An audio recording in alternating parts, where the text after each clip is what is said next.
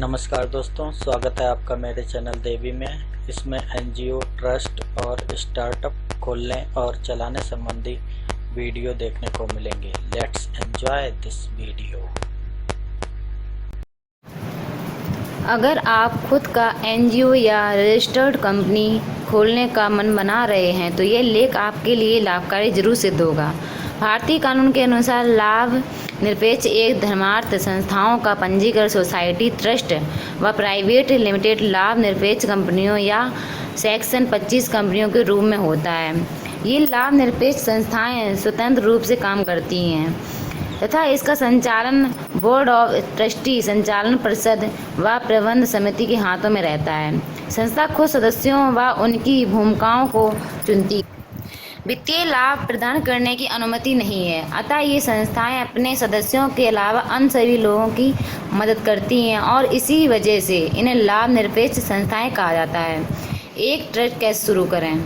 भारत में public charitable trust को शुरू करने के लिए आप इमारत या खाली ज़मीन के रूप में मौजूद अपनी किसी संपत्ति का इस्तेमाल कर सकते हैं। एक ट्रस्ट जो खोलने के लिए आपको उस राज्य में लागू विशेष ट्रस्ट अधिनियमों का पालन करना होगा। यदि उस राज्य का उस केंद्र शासित प्रदेश या अपना कोई ट्रस्ट अधिनियम नहीं है, तब आपको उस क्षेत्र में ट्रस्ट खोलने के लिए ट्रस्ट एक्ट 1882 के नियमों के अनुसार चलना होगा।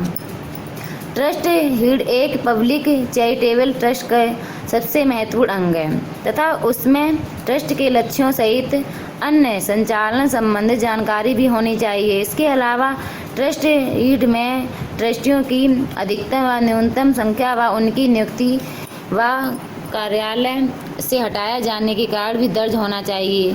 ट्रस्ट डीड को दोनों पक्षों के दो गवाहों के सामने हस्ताक्षरित किया जाना चाहिए एवं इसे स्टाम्प पेपर पर तैयार करें। स्टाम्प पेपर की कीमत संपत्ति के मूल्यांकन के आधार पर निर्धारित की जाती है।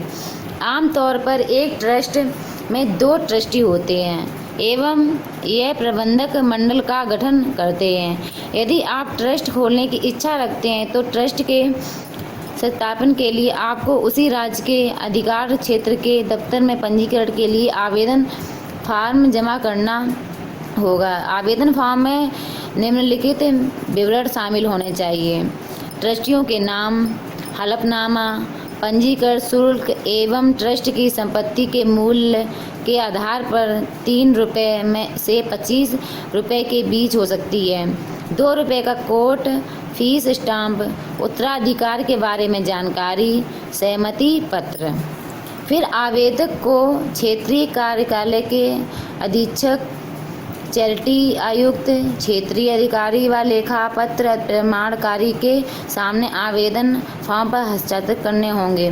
फलस्वरूप फॉर्म को डीड की एक कॉपी के साथ जमा करना होगा। एक सोसाइटी कैसे शुरू करें? सोसाइटी पंजीकरण अधिनियम 1860 की धारा 20 के अनुसार नीचे उल्लिखित सोसाइटियों अधिनियम के अनुसार पंजीकृत की जा सकती हैं। आमतौर पर भारत में संचालित सोसाइटियां सोसाइटी पंजीकरण अधिनियम 1860 के तहत पंजीकृत होती हैं। हालांकि कुछ राज्यों में चैरिटी आयुक्तों की नियुक्ति भी होती है, लेकिन इन राज्यों में सोसाइटी को पंजीकृत करने के लिए बॉम्बे पब्लिक ट्रस्ट अधिनियम का पालन करना जरूरी है। सोसाइटी के पंजीकरण के अनुसार संस्था के वही नियमों सहित सोसाइटी के उद्देश्यों व उसके कामकाज से जुड़ी जानकारी का विवरण उपलब्ध करना होगा। प्रबंध समिति में कम से कम 7 सदस्य होने चाहिए। प्रबंध समिति एक संचालक मंडल, कार्यकारी मंडल एवं एक परिषद के रूप में काम कर सकती है। राज्य स्तर पर सोसाइटी के ट्रस्टियों को सोसाइटी रजिस्ट्रार या सोसाइटी रजिस्ट्रार के स्थानीय कार्यालय में अपील दर्ज करनी होगी। जिला स्तर पर इन्हें जिला मजिस्ट्रेट के सामने अपील दर्ज करनी होगी। हालांकि आवेदन की प्रक्रिया हर राज्य में अलग हो सकती है, लेकिन फॉर्म को लागू पंजीकरण शुल्क सहित निम्नलिखित दस्तावेज की डुप्लीकेट कॉपी के साथ जमा करना होगा। संस्था के अधिनियम तथा नियमों व विनियमों की एक कॉपी एक स्टाम्प पेपर पर नहीं होनी चाहिए। 20 रुपये की कीमत की गैर न्यायिक स्टाम्प पेपर पर सोसाइटी सचिव व अध्यक्ष द्वारा जमा किया गया हलफनामा। हर प्रबंध समिति के सदस्य से सहमति पत्र। प्रबंध समिति के सदस्यों से एक घोषणा पत्र जिस पर यह लिखा हो कि सोसाइटी की धनराशि एवं सोसाइटी के लक्ष्य व उद्देश्यों को क्रियान्वित करने के लिए इस्तेमाल की जाएगी। प्रबंध समिति के सदस्यों द्वारा हस्ताक्षरित प्राधिकार पत्र। एक सेक्शन 25 कंपनी कैसे शुरू करें। भारतीय कंपनी अधिनियम 1956 की धारा 25(1) एवं बी के अनुसार वाणिज्य, धर्म, कला, दान एवं विज्ञान जैसे महत्वपूर्ण क्षेत्र को आगे बढ़ाने के लिए सेक्शन 25 कंपनी की स्थापना की जा सकती है। इस अधिनियम के अंतर्गत रचित कंपनी उठाए गए बिगड़े को पूरा करने के लिए अपनी आय व मुनाफे का उपयोग करेगी तथा कंपनी सदस्यों का लाभांश का भुगतान नहीं करेगी। इस कंपनी को दर्ज करते वक्त ज्ञापन व संस्था के अंतर नियमों की आवश्यकता होती है। इस कार्य की पूर्ति के लिए आपको स्टाम्प पेपर की जरूरत नहीं पड़ेगी। सेक्शन 25 कंपनी के कम से कम 3 ट्रस्टी होने चाहिए। इन कंपनियों को प्रबंधक मंडल ही प्रबंध समिति या निर्देशक मंडल के रूप में संचालित करते हैं। पंजीकरण के लिए आवेदन जमा करते वक्त निम्नलिखित कारकों को ध्यान में रखना जरूरी है। ये आवेदन कंपनी के नाम के चयन के लिए कंपनी रजिस्ट्रार को भेजा जाएगा। इसके लिए आपको फॉर्म 1A का इस्तेमाल करना होगा तथा आवेदन जमा करने के लिए नाम की पुष्टि होने के बाद कंपनी लॉ बोर्ड के क्षेत्रीय निर्देशक को एक लिखित आवेदन प्रस्तुत किया जाना चाहिए। ये आवेदन निम्नलिखित दस्तावेजों के साथ जमा किया जाना चाहिए। संभावित कंपनी के ज्ञापन व संस्था के अंतर नियम की 3 टाइप की हुई या प्रिंट की हुई कापियाँ। इन पर संस्थापक के हस्ताक्षर सहित उनका पूरा नाम, व्यवसाय व पूरा पता दर्ज होना चाहिए। चार्टर्ड अकाउंटेंट या वकील द्वारा प्रदान किया गया घोषणा पत्र जो एक वर्णित करे कि ज्ञापन व संस्था के अंतर नियमों को एक्ट के नियमों एवं पंजीकरण जैसे मामलों को ध्यान में रखकर बनाया गया है।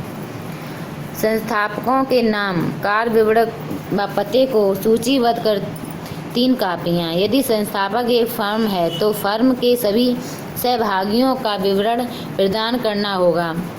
इसी प्रकार का विवरण भावी निर्देशक मंडल, संस्थापकों व भागीदारों का उपलब्ध कराना होगा। संस्था के गठन की तिथि या 7 दिनों बाद दर्ज संस्था की कुल संपत्ति का विवरण, इसके संस्था की संपत्ति की कीमत व ऋण का पूरा विवरण होना चाहिए। कंपनी की अपेक्षित वार्षिक आय व व्यय का विवरण, इसमें आय के स्रोतों को एवं खर्चों के क्षेत्रों को निर्दिष्ट करना आवश्यक है। संक्षिप्त विवरण में संस्थापकों की पिछली उपलब्धियों को बयान करें। साथ ही सेक्शन 25 के रूप में कंपनी के पंजीकरण के बाद पूरे किए जाने वाले उद्देश्यों को स्पष्ट करें। आवेदन जमा करने से जुड़े कारणों का एक विवरण। कंपनी अधिनियम 1956 की धारा 1903 के अनुसार सभी संस्थापकों को अपने मानसिक स्वास्थ्य, आपराधिक रिकॉर्ड व अदालत के मामलों में अपनी अनुपस्थिति एवं निर्देशक के रूप में उपयुक्तता का एक घोषणा पत्र देना होगा। अब संस्थापकों की कंपनी रजिस्ट्रार को अपने आवेदन की कॉपियां सहित अन्य दस्तावेज उपलब्ध करने होंगे। यहाँ वही आवेदक व दस्तावेज जमा करें जो आपने अपनी कंपनी लॉ बोर्ड के क्षेत्रीय निर्देशक के पास जमा कराए थे। कंपनी लॉ बोर्ड के क्षेत्रीय निदेशक के पास आवेदन जमा करने के 7 दिनों के भीतर संस्थापकों को प्रमुख अंग्रेजी या स्थानीय अखबार में एक नोटिस जारी करना होगा। ये नोटिस उसी क्षेत्रीय अखबार में छापना चाहिए जहां एनजीओ पंजीकृत किया जाना है। ये निर्धारित तरीके के अनुसार किया जाना चाहिए। यदि अखबार में नोटिस प्रकाशित होने के 30 दिनों के भीतर क्षेत्रीय निदेशक के सामने कोई आपत्तिजनक बात या मुद्दे का खुलासा होता है तो वे संबंधित अधिकारियों, मंत्रालयों एवं विभागों के साथ परामर्श करके लाइसेंस प्रदान करने पर निर्णय ले सकते हैं। दोस्तों, आपको वीडियो कैसा लगा कमेंट में हमें बताएं और वीडियो को लाइक शेयर भी करें और हाँ, चैनल को सब्सक्राइब करना ना भूलें।